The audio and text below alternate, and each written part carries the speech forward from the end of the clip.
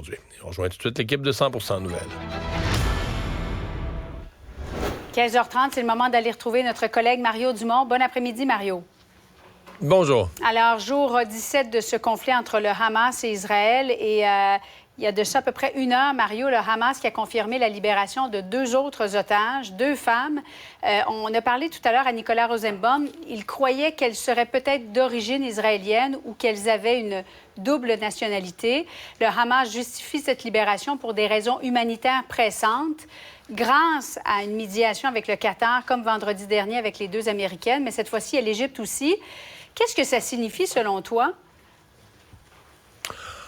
Bien, je pense que le Hamas est quand même dans une opération pour essayer de prouver au monde que malgré d'ailleurs, prendre des otages, ça en fait partie, là, mais l'ensemble de ce qu'ils ont fait le 7 octobre, là, comme massacre, comme tuerie et comme prise d'otage, ben ils essayent de rétablir l'image là, qu'au fond, ils sont des gens, pour des raisons dites humanitaires, mais on relâche des otages, donc je le vois un peu comme ça.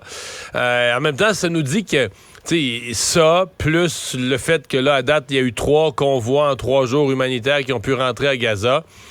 Il y a quand même des canaux de communication qui sont ouverts, des pays qui négocient avec les 2 côtés. Bon, les Américains qui sont sûrement pas loin derrière ça, mais l'Égypte, le Qatar. Donc, voilà, est-ce que ça peut être la voie, ou en tout cas pour peut-être un jour arriver à une solution? Mais en tout cas, pour l'instant, on se rend compte qu'il y a comme tout à coup un certain canal de communication, bien que minimal, là, qui est ouvert. Mais pour l'instant, il ne serait pas question de cesser le feu parce que selon Israël, selon même les Américains, ça permettrait au Hamas, les combattants du Hamas, de se reposer, de s'armer encore peut-être plus fortement. Une trêve humanitaire est demandée de plus en plus. Est-ce que l'aide humanitaire en quantité suffisante, ça passe automatiquement par une trêve humanitaire? Je vois pas de trêve ou de cesser le feu. Là. Sincèrement, là, il s'est passé quelque chose d'important. Et moi, je ne vois pas aucun scénario où Israël va arrêter son opération pour désarmer le Hamas, mais complètement. Là. Et je pense que pour le reste, qu'on veuille améliorer l'aide humanitaire, on dit qu'en termes de nombre de camions, ça en prendrait plus chaque jour, là, j'en suis. Ouais. Mais le cessez-le-feu, d'abord, je ne le souhaite pas. Je pense qu'Israël, à un moment donné, il faut que tu arrêtes ça. Là. Ce qui s'est passé le 7 octobre, ça ne peut plus se produire. Et le Hamas, en attendant, là, on l'oublie, là, mais avant le 7 octobre, le Hamas lance des roquettes, tout le temps là, vers Israël. Là. C'est quelque chose de fréquent. Donc, on veuille dire, là, on veut vivre en paix, on veut avoir la paix, puis on veut désarmer ce groupe-là. Je pense que c'est dans l'ordre des choses pour Israël. Revenons chez nous maintenant. Le budget de l'an 1 d'un Québec souverain. Il y a plusieurs informations qui étaient sorties la semaine dernière, Mario, mais le chef Paul Saint-Pierre Plamondon en a fait la présentation plus tôt aujourd'hui. Est-ce qu'il a bien fait de faire ça? Ben, c'est assez bien fait. Je veux dire, moi, je suis un sceptique parce que moi, je pense que ça répond à une question qu'on se pose plus, là, qu'on se posait dans les années 70 et 50 ans. Mais maintenant, je pense que la plupart des gens raisonnables savent bien. On peut penser que la souveraineté, ce serait désavantageux. Quelqu'un de fédéraliste veut dire le Québec est mieux dans le Canada. Je pense qu'il y a personne qui pense que le Québec serait pas viable. D'ailleurs, quand la question a été posée, que ce soit à Philippe Couillard, à Jean Charest, ils ont tous dit, ben oui, le Québec serait financièrement viable. Ceci dit, il y a quand même du matériel là, dans ce qu'a présenté le Parti québécois. Je comprends qu'il s'est basé, puis c'est ce qu'on va leur reprocher, sur des hypothèses plutôt optimistes, mais bon, tu fais la promotion de quelque chose, pas pour dire que ça va être mauvais, là. Donc c'est basé sur des scénarios plus optimistes.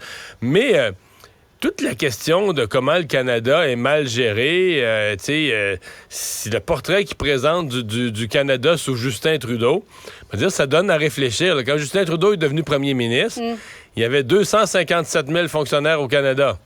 Aujourd'hui, il y en a 357 000, 100 000 de plus en 8 ans. Et donc ça a donné de la marge de manœuvre au Parti québécois dans son exercice pour dire, regarde, là, si on élimine les dédoublements de juridiction, si on élimine... Parce que dans le fond, c'est 100 000 fonctionnaires de plus là. Il n'y a pas de service. Prenons l'exemple du secteur de la santé. Le fédéral embauche des fonctionnaires dans son ministère de la Santé, qui est un dédoublement de ce qu'on fait au Québec, mais qui donne aucun service, aucun soin, là. Donc, là-dessus, le Parti québécois est arrivé avec quelque chose quand même, je trouve. Il a réussi à amener dans l'exercice des aspects qui sont intéressants. Mais incapable de dire combien de fonctionnaires qui travaillent au Québec, mais pour le gouvernement fédéral, perdraient leur emploi. Oui, il répond pas à ça, mais la réponse m'a te la donnée, c'est beaucoup. Parce que tu peux pas dire à la fois, on ferait, regarde, le fédéral est mal géré, il y a tant de milliers de fonctionnaires de plus, puis moi, je vais récupérer ces économies-là, puis te retourner, puis d'aller faire une conférence à Gatineau où il y a beaucoup de fonctionnaires fédéraux, puis de dire, moi, je vais tout vous rembaucher. Tu peux pas dire à l'ensemble de la population, moi, je vais faire des économies appréciables dans les dédoublements, puis dire aux employés, je vais tous vous réembaucher. Et ça, c'était l'erreur un peu qu'avait faite Jacques Parizeau au référendum de 95. Moi, j'étais dans le camp du oui aussi, mais c'est un engagement que j'avais toujours refusé de répéter parce que je me disais, écoute, là, on peut pas vendre au monde qu'on va éliminer les dédoublements de juridiction, mais qu'on va réembaucher tous les fonctionnaires qui représentent ces dédoublements. Il n'y a plus d'économie. Donc, non, je pense que le PQ est conscient. On veut pas le dire, on veut pas faire peur au monde, mais on est conscient qu'il y a un exercice de rationalisation. Remarque, ça serait le temps de le faire, hein, parce que présentement, on manque de main-d'œuvre dans tous les domaines.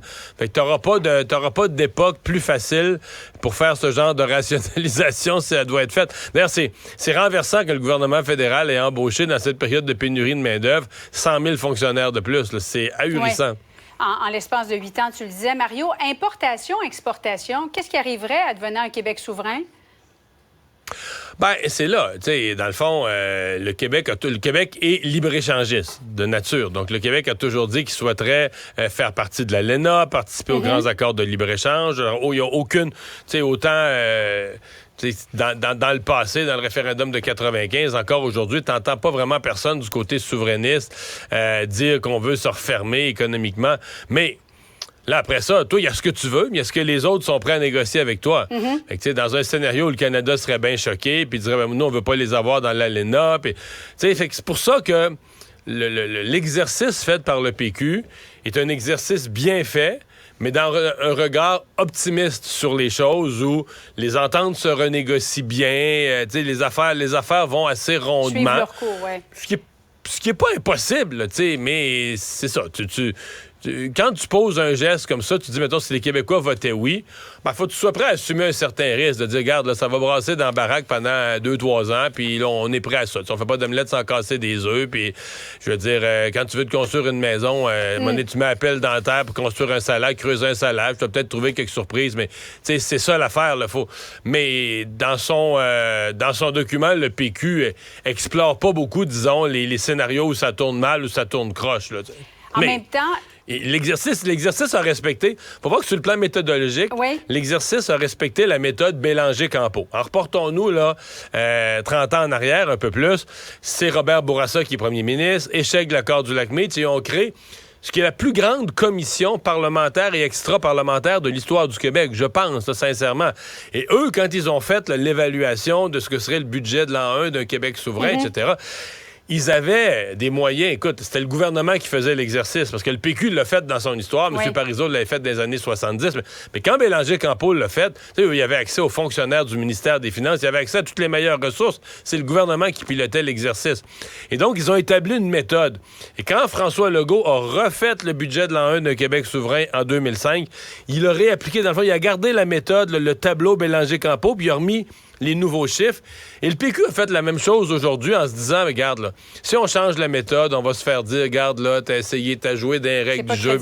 Donc, ils ont gardé la même méthode et ils ont fait signer par 5 économistes seniors, ce qui fait que, dans l'ensemble, la méthodologie du budget de l'an 1 est pas trop discutable. Et Mario, il y a quelque chose de clair. En 2026, lors de la prochaine campagne électorale, lorsqu'on va poser la question à Paul Saint-Pierre Plamondon, si vous êtes élu, quand est-ce que vous allez faire la souveraineté? Sa réponse va être très, très rapidement, non? Ça, c'est clair. Ouais. Ah, t'es pas convaincu? Oui. Il parlait de... Oui, mais c'est un oui qui a pris du temps, que t'as pris du temps à dire, quand même. Ben non, mais, tu sais, tu peux pas dire ça, là. D'abord, le Québec a fait 2 référendums, tu sais, où la majorité a voté non. Lui. Oui, mais ça nous a coûté énormément cher de faire des référendums pour finalement obtenir un nombre. Là, tu fais un référendum puis t'en ressors plus faible. Fait que si le PQ allait prendre le pouvoir, mettons, mais avec, comme François Legault, mettons, avec 36, 37, 38 39 des votes, puis tu prends le pouvoir quand même. Mettons que ça arrive. On est loin de ça, le PQ a 4 sièges. Mais mettons que ça arrive. Est-ce que tu vas vraiment te lancer dans un référendum alors que t'as aucune indication que tu peux le gagner? Tu sais, je comprends qu'aujourd'hui, ils disent ça, puis ça fait courageux, puis ça fait un homme de principe. Mais tu sais, devant l'histoire, faire un 3e référendum perdant, je sais pas. Donc, ça va prendre moi, des j'y parlerai conditions avant. gagnantes. Ah, tiens, j'ai déjà entendu Ouais. ça. Ça me j'ai déjà entendu ça. Oui. Bon, merci beaucoup. Non, mais Oui. c'est ça, tu sais, c'est que c'est plus facile. C'est plus facile pour Paul Saint-Pierre Plamondon d'en parler quand t'es loin, loin, loin de ça. T'es à 4 sièges, puis là, t'es en montée, mais dans un sondage, c'est une grosse montée, t'es rendu à 20. T'es parti de 9 t'es rendu à 22, c'est une grosse montée. C'est une autre affaire, mettons, qui était là, aux portes d'être premier ministre du Québec. Là, il y aura un poids différent sur ses épaules, puis le poids de l'histoire, puis dire, OK, si je niaise avec ça, ça va mal tourner. Donc, tu sais, pour ça que je prends tout avec réserve. Pas que je doute de sa sincérité, mais il faut toujours se souvenir de ce que c'est. Tu sais, ses prédécesseurs, là, les Lucien Bouchard, Bernard Landry, Jacques Parizeau, René Lévesque, ils ont tous vécu avec ça. Puis, dans tous les cas, c'est un peu plus difficile que lui, l'aisance avec laquelle il en parle aujourd'hui. Parce que c'est tellement loin. Là, le PQ n'est pas aux portes du pouvoir demain matin. Avec tout ça, apparaît lointain, donc plus facile. Mario, merci beaucoup. Bonne fin d'après-midi à toi.